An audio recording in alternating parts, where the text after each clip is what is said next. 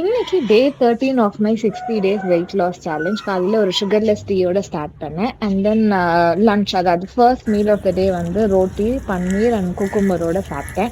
ஈவினிங்காக போய் செடிக்கு தண்ணி ஊற்றிட்டு என்னோட ஸ்டெப் கவுண்ட் டார்கெட்டையும் முடிச்சுட்டேன். சாஃப்ரான் வாட்டரும் டேட்ஸு நட்ஸு இதை சாப்பிட்டேன். டின்னருக்கு வந்து பேசன் சீலா தான் பண்ணேன். பேசனில் ஒரு தோசை. ஸோ அதில் நிறைய வெஜிடபிள்ஸ், எனக்கு பிடிச்ச மாதிரி இருக்கிற வெஜிடபிள்ஸ் எதெல்லாம் வீட்டில் அவைலபிளாக இருக்கோ அதெல்லாம் போட்டு ஒரு தோசை மாதிரி சுட்டு சாப்பிட்டேன். ரொம்ப டேஸ்டியாக இருக்குது, ரொம்ப ஈஸியாக இருக்குது பண்ணுறதுக்கு, ப்ரோட்டீன் ரிச்சாகவும் இருக்குது. ஸோ அடிக்கடி இதை நான் பண்ண ஆரம்பிச்சிட்டேன். நீங்க ஒரு லாக்டேட்டிங் மதரா இருந்தா கூட நீங்க உங்களோட வெயிட் லாஸ் ஜர்னியை கண்டிப்பா ஸ்டார்ட் பண்ணலாம். நானும் என்னோட பேபிக்கு ஃபீட் பண்ணிட்டே தான் இருக்கேன் இப்போ வரைக்கும். என்னோட பேபிக்கு 1.5 வயசு ஆக போகுது. பட் ஸ்டில் நான் வந்து வெயிட் லாஸ் ஜர்னியை ஸ்டார்ட் பண்ணியிருக்கேன். இது மேபி நான் அவருக்கு 6 months ஆனதுலேருந்தே கொஞ்சம் கொஞ்சமாக என்னோட ஹெல்தி ஈட்டிங் பேட்டர்னை இன்ட்ரடியூஸ் பண்ணிட்டேன். பட் இப்போ வந்து